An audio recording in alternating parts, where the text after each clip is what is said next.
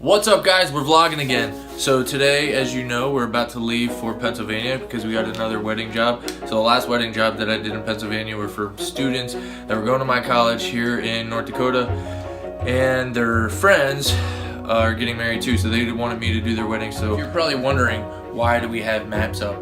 And the reason we have maps, we want to make sure we keep a vision on the world. We want everybody to not only know Jesus, we want everybody's life to be changed for the better, that they will live purely, justly. Really, we want to see everybody go to heaven. We need to keep our eyes on what the goal is, and that's reaching every person. That every person has a good chance, a clear chance of hearing the gospel. You know, the question always goes out there, what about that person? What about those people on the island that never heard of Jesus? Well, we want to make sure that doesn't happen, and that people actually give them the time of day to disciple them, to tell them the truth.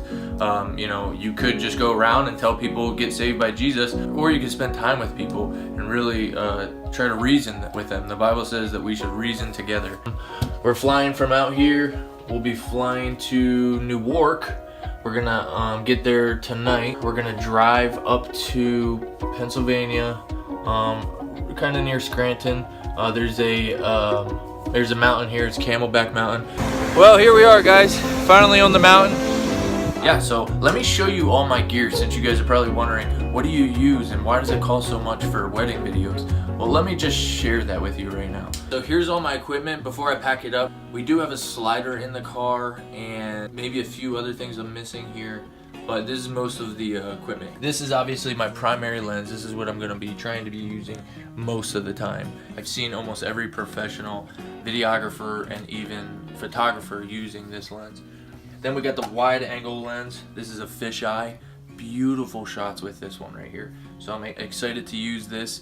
I actually cracked that because it fell, but luckily it still goes on. So I'm not gonna go over everything. I'm just gonna kind of brush through. Here's my drone, obviously really nice camera on here. We got the longer lens there. This I just bought, and so what this is going to be doing is a ball head. As you can see, it can move in any direction. This is going to go on here because as you move with this, if you depend on this to move, this is so cheap. It's like a $30 tripod. This moves very jittery. You're not going to get smooth shots at all. So I'm going to be putting this on here, and then we can get some nice smooth shots with this. And then we have the BW filter. This filter is actually $100.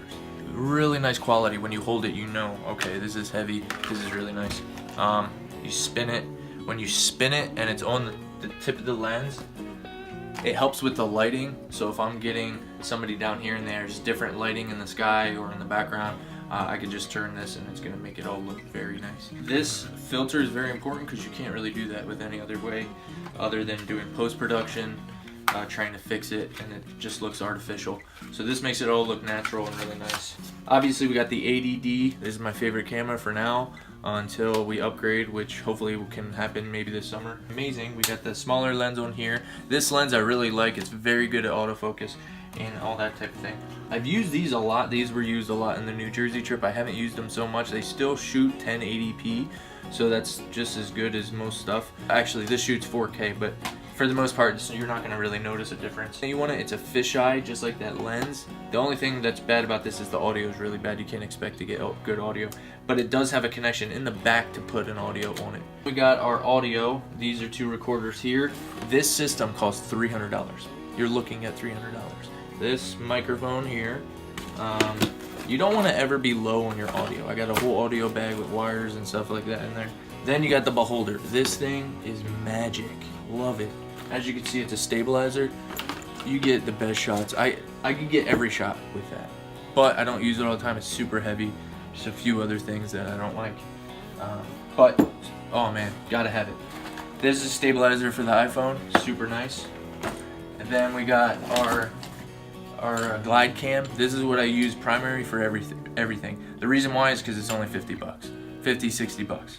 Super easy to use. You pop your camera on, you can pop it right off. Super easy to balance. This, on the other hand, is really nice. I could get way better shots, but it takes forever. So that's very time consuming.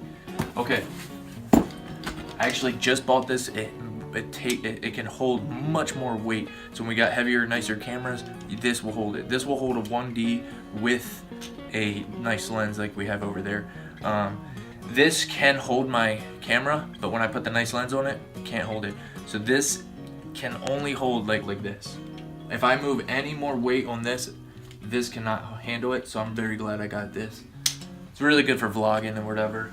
I just picked this up from the gas station. So borrow lenses, you can borrow it for a week or whatever, pay like $100. And the 6D, this is the Mark 1.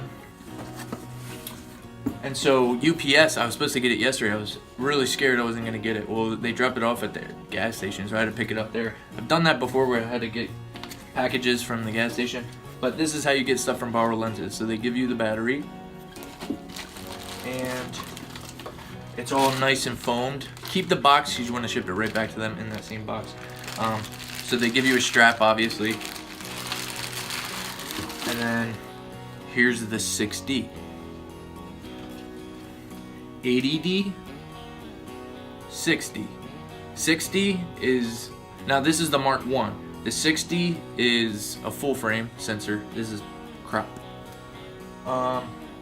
For the full frame, you are paying like $1,500 more. That camera, $1,000. This camera, I'm pretty sure, costs like $2,600. But it's the next step up from that camera. More photographers will be using this, and videographers, what I've seen is 80D and then jump up to the 1D, which is $6,000 to $8,000. So anyways, since it's a Mark 1, it does not have the flip screen. That's the only thing that stinks, but other than that, we got a full frame camera here. So super excited to use this. What up guys, we're here on the road and we just left Fargo. And by the way, Ben's driving. Ben, say hi.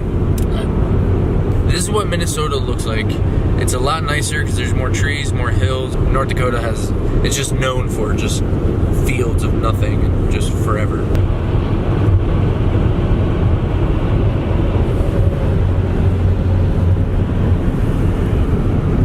I still got to read this book here. And here it talks about, a lot about the pastor, the preacher, the different qualifications. And I've talked to some people and they really think, that's what they want to do. They want to be like Billy Graham, and it's like, but are you willing to do the small things? And are you even qualified or looking to get qualified to be a pastor? The Bible says not a novice.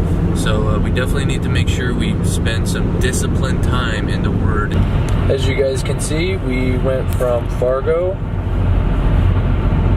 and we drove down to Minneapolis. So this is where the Super Bowl is going to be. And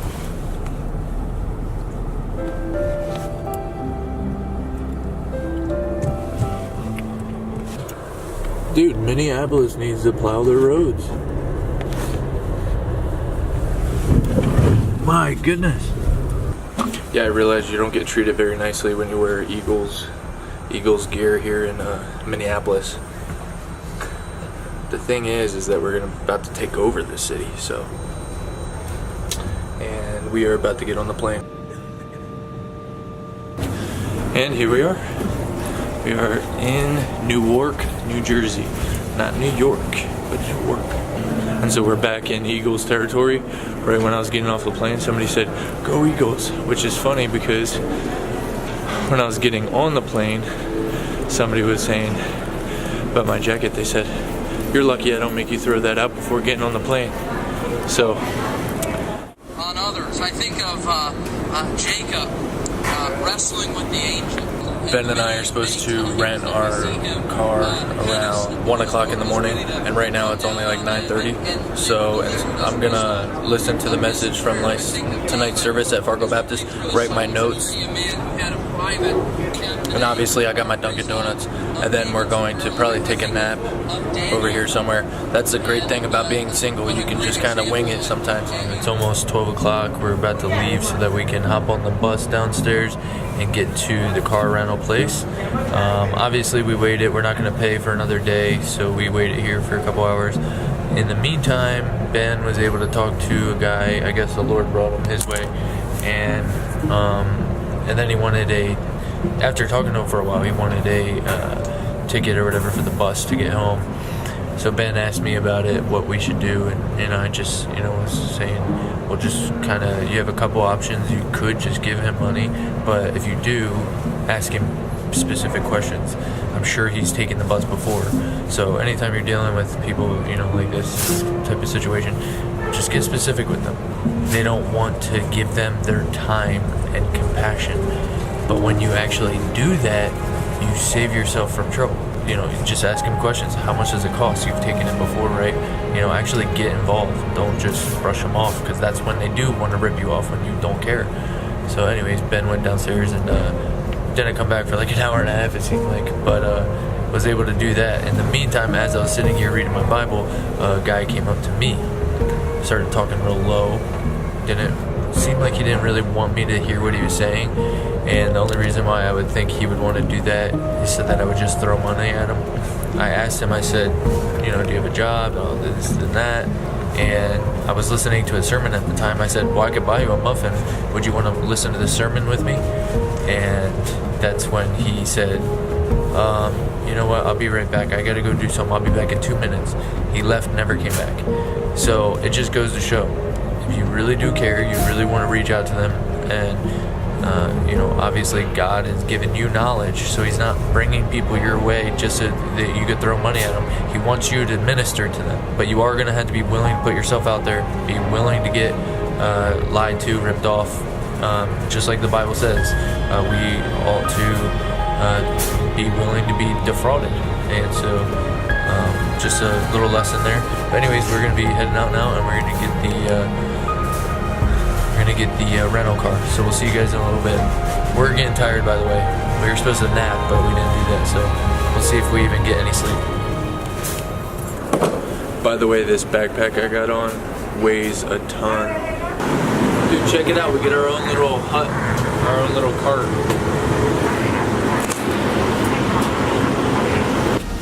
What up, guys? We finally got a rental car.